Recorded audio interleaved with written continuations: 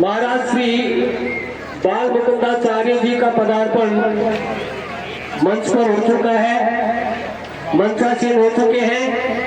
बहुत बहुत स्वागत। और मैं सौभाग्यशाली मानता हूँ इन दोनों जोड़ों को कि महाराज श्री का पदार्पण आपके आशीर्वाद के रूप में हुआ है।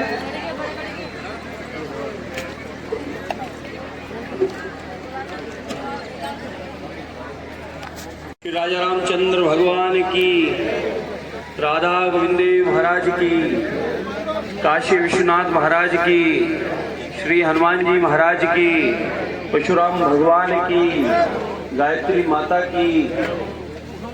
जय जय श्री राम। जय जय श्री राम। आज 8वां सामूहिक सम्मेलन गोड नाट्य ब्राह्मण समाज का सर्वप्रथम 10 नव दंपतियों को बहुत बधाई और शुभकामनाएं हैं। विशेष धन्यवाद और साधुवाद हमारी समिति को, श्रीमान कैलाश जी शर्मा चाकसू संयोजक विवाह सम्मेलन समिति, शंकर शर्मा जी पाटन अध्यक्ष सम्मेलन समिति, शंकर जी शर्मा घोरावाला धर्मशाला समिति, कैलाश जी शर्मा खानडवा सचिव, गजानन जी शर्मा सिरोली कोषाध्यक्ष एवं सभी पदाधिकारीगण, समाज के बंधु बहने, इस विवाह उत्सव में उपस्थित सभी अतिथिगण, सबको बहुत बहुत धन्यवाद, बहुत शुभकामनाएं। बहुत ही अच्छा कार्य, अबूझ मुहूर्त और सूर्य साक्षी में विवाह उत्सव संपन्न होना, ये हमारी पुरानी परंपरा है।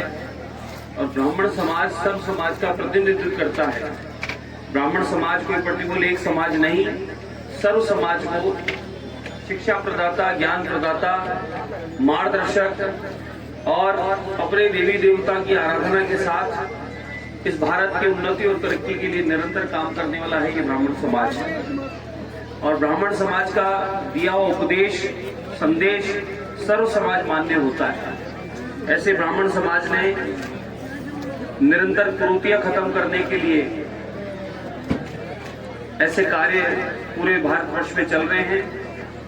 कहीं कोई दहेज के नाम पर कोई कलंक न लग जावे, कहीं कोई व्यर्थ के खर्चों से कर्जा न हो जावे, कहीं कोई समाज में किसी प्रकार की कोई कुरीति न फैल जावे। इसको खत्म करने के लिए ये सामूहिक विवाह सम्मेलन के आयोजन करके ऐतिहासिक काम किया है। इसके माध्यम से सर्व समाज में एक संदेश जाता है, समाज की एकता का, अखंडता का, और समाज के माध्यम से कि आज हजारों के लोगों के बीच में समाज के नव दंपतियों का विवाह संस्कार होकर उनको आशीर्वाद देना और सूर्य साक्षी में सारा काम संपन्न करा के व्यर्थ के खर्चों पर रोक करना। ये पैसा जो बचेगा इनके आने वाले उज्जवल भविष्य के काम आएगा, बच्चे बच्चियों के काम आएगा, घर गृहस्थी के काम आएगा। उसके लिए हमारे समाज के संस्थाओं ने, भामाशाहों ने बढ़ चढ़कर अपना योगदान दिया। मैं उनका भी साधुवाद करता हूं और नव दंपतियों से यही निवेदन करूंगा कि आप लोग 4 फेरे और 7 वचन जो लिए हैं उसमें एक 8वां वचन और लेके जाना। और वह वचन रहेगा कि जीवन में कभी भी, भले वो परिवार इधर का हो या परिवार उधर का हो, ये दोनों परिवार अब 7 पीढ़ियों से आगे तक के संबंध के लिए बंधा है। इनको प्रेम पूर्वक, आदर सम्मान पूर्वक एक दूसरे के सुख दुख में साथ देकर साथ निभाएंगे।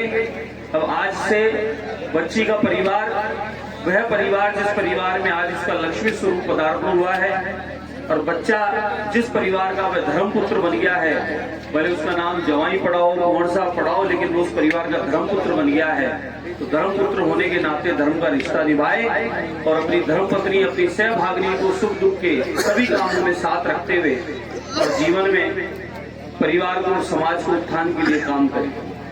साथ ही जीवन में कभी भी कोई भ्रूण हत्या नहीं करेंगे, कोई जीव हत्या नहीं करेंगे। लड़का है कि लड़की, ये परमात्मा का आशीर्वाद मानकर उसको पालेंगे और उसे पाल पोस कर अपने समाज के लिए, अपने परिवार के लिए, अपने उत्थान के लिए उसको आगे बढ़ाएंगे। जो पहले ऐसी गलतियां कर चुके हैं वो आज 40-50 साल के कंवारे रोते फिर रहे हैं। उनके घर वाले ढूंढ रहे हैं। देश विदेश से लड़कियां लाने की स्थितियां बनी हैं। रुपए खर्च करके लड़की ला रहे हैं, रात को फुर्र सामान और घुर्र, और फिर केस आ गया जो कर देता उसको चुर।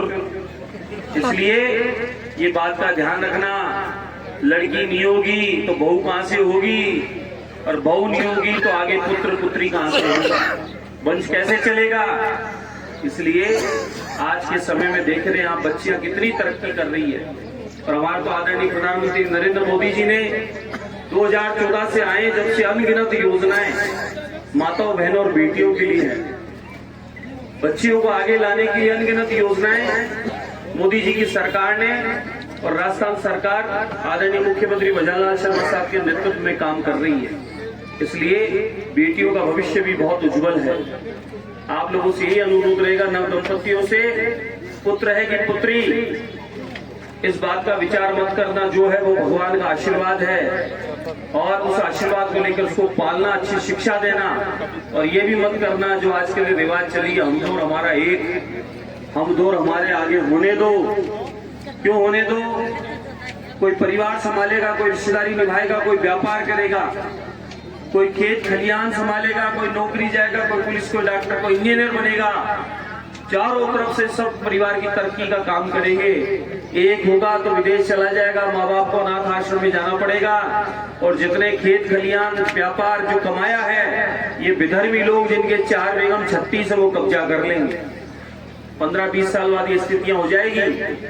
जिस प्रकार से आज रिश्ते खत्म होते जा रहे हैं, चाचा चाची ताऊ ताई ये सब रिश्ते समाप्त होते जा रहे हैं। एक बच्चा बेचारा क्या क्या करेगा। एक बच्चा कहीं अकेला फंस गया विधर्मियों में तो विधर्मी उसको मार देंगे, उसकी प्रॉपर्टी कब्जा लेंगे। कई प्रदेशों में ऐसी स्थितियां हो गई, कई देशों में ऐसी स्थितियां उत्पन्न कर दी। इसलिए ब्राह्मण समाज सर्व समाज को ज्ञान प्रदाता है। मेरी यही प्रार्थना रहेगी कि आप हम समाज के लोग जब ऐसे मंचों पर आते हैं, सामूहिक आयोजनों में आते हैं, तो कुछ संकल्प लेके जाएं। गलत खान पान से दूरी रखें। सर्व समाज के ज्ञान प्रदाता हैं, पथ प्रदर्शक हैं, तो उन बातों को ध्यान रखते हुए अपने शास्त्रों का, अपनी गीता गायत्री, अपनी गौ माता का सेवा करते हुए, प्रभु की आराधना करते हुए आप हम सब लोग सबके भले के लिए, पूरे देश की तरक्की के लिए काम करते हुए आगे बढ़ते रहें। यही मैं आप सबसे निवेदन करते हुए आज समाज की संस्था को, सभा को बहुत बहुत साधुवाद और धन्यवाद देते हुए लक्ष्मी जगदीश भगवान को प्रणाम करते हैं, अपनी वाणी को विराम करता हूँ। भारत माता की, सनातन धर्म की जय जय श्री राम।